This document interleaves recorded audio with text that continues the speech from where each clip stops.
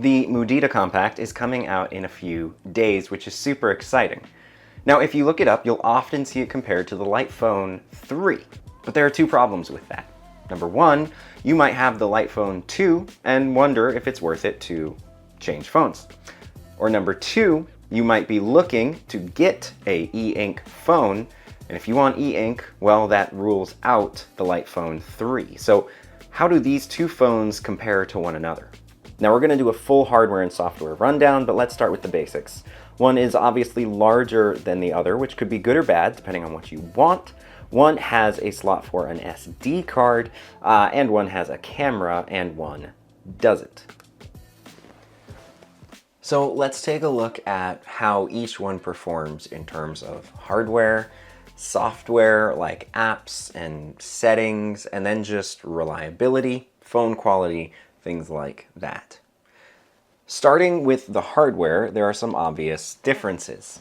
Of course, the Mudita is a lot larger than the Light Phone. Now, with everything I'm mentioning here, one's not better than the other because these phones are for specific purposes. They're to disconnect while still having the key tools you need. So the question you need to answer as you watch this is, what key tools do I need and how disconnected do I want to be? So one is larger than the other. Now this is nice for a lot of apps like texting or the camera that it has. This is nice for really not feeling a phone in your pocket at all. A lot of times you forget that you even have it. The Mudita has 3 buttons on the front that the Light Phone does not, to go home, back, and to the control center. On this side here, you've got 2 volume buttons and then your power button, which is also a fingerprint sensor. And on the Light Phone, you've got your volume buttons top and bottom, and then your menu button here in the middle. On the back, you've got a camera with a flash, which can also be used as a flashlight. And on the Light Phone, you've got the Light Phone logo, which on mine has worn away. And then on this side here, you've got both the SIM card slots.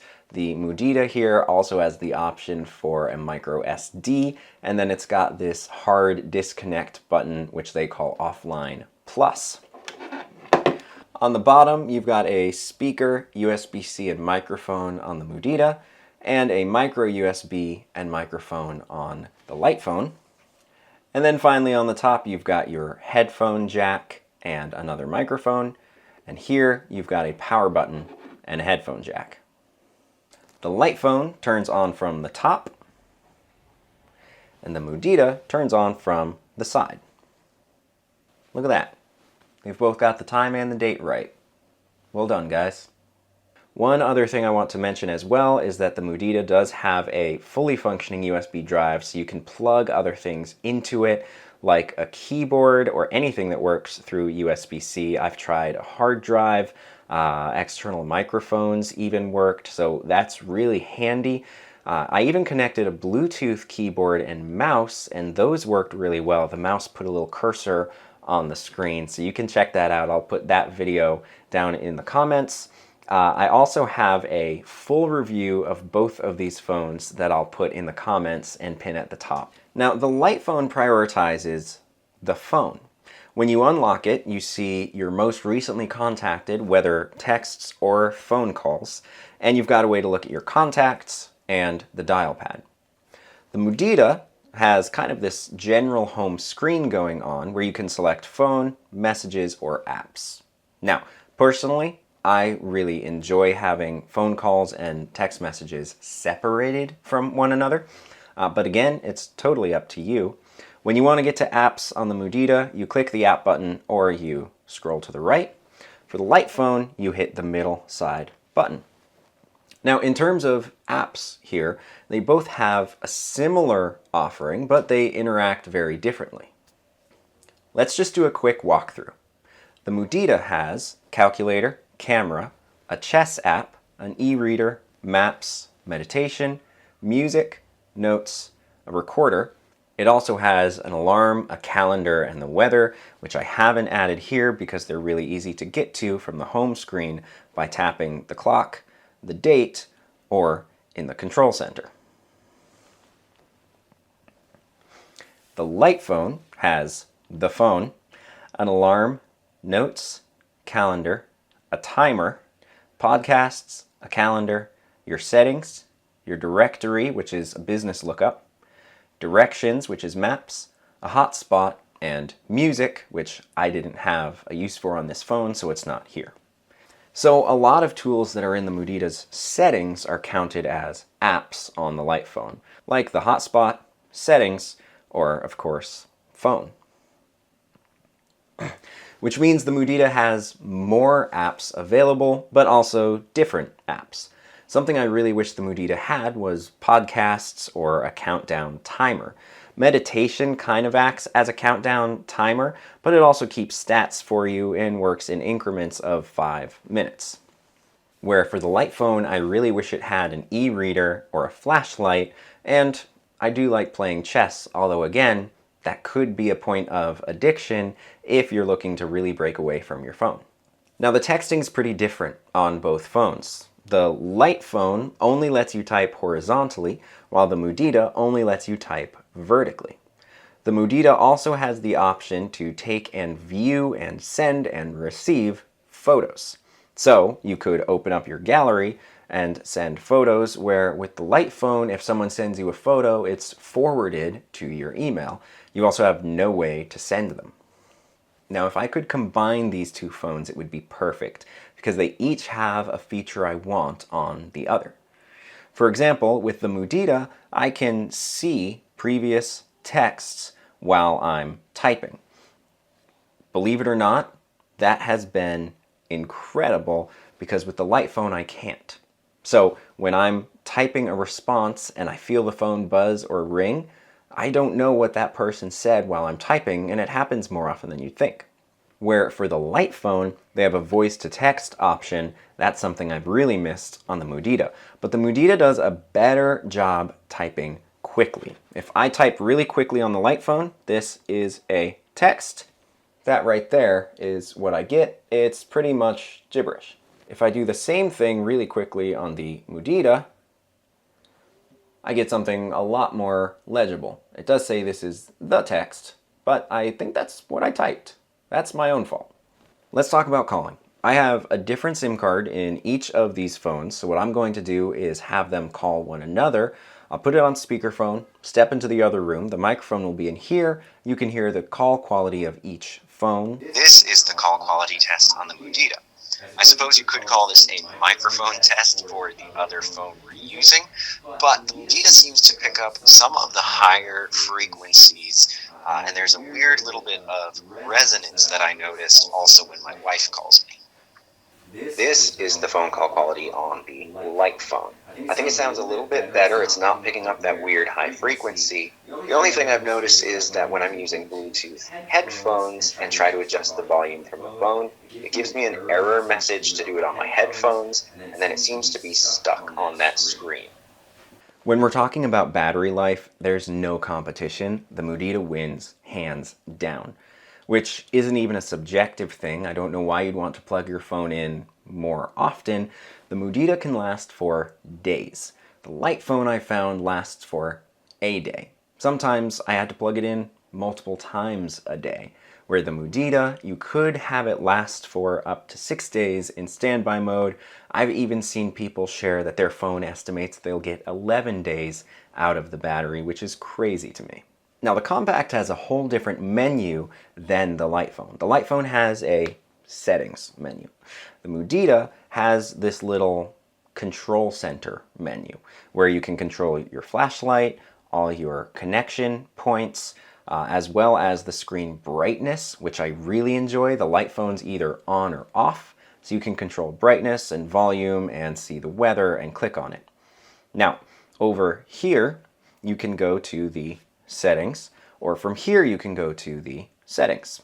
You have a lot of the same options here: app layout and order, different connections and display settings, but I will say that since the Mudita here does a little bit more, you're gonna get more settings from it.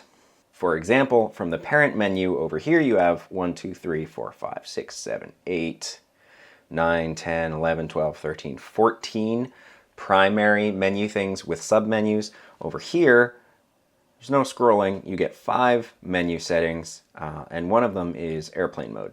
Now, in fairness to the light phone, some of these menus do have a lot of options for all of your tools, and those submenus have options, but the Mudita here is just a little bit easier to navigate, especially since the screen refresh is faster and more fluid. Now, screen refresh rate and the power that the phone has to act is actually a really important point. For the Mudita, it's a lot more fluid to scroll around up and down, and for the light phone, it has trouble. It moves a little more choppy. I wouldn't call it a scroll so much as just a whole screen change where it kind of flips over to the next thing instead of scrolling down. Now, this also has to do with screen quality and power, where with the Mudita, it does kind of scroll around well. You can see the screen refreshing, but it's following me dragging my finger. With the light phone, I tried to open up the map, which it does have, but it kind of freaked out, went back to the home screen, and now seems to be constantly refreshing on that home screen. Which is another great segue into reliability. I used the light phone for a few months. It was my first e-ink phone, and I actually loved the change. However, the light phone itself had a little bit of safety issues. Like, sometimes I'm convinced it would switch itself to silent because I would miss text. I don't know if that happens overnight or when I restart the phone, but it was an issue.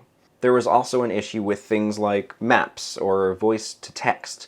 It just didn't have the safety features I wanted as a husband or a dad. It wasn't reliable enough where I felt like I could travel with my family and know that I had a quick way to use a phone if I needed one. And I think that's one of the main purposes of a phone.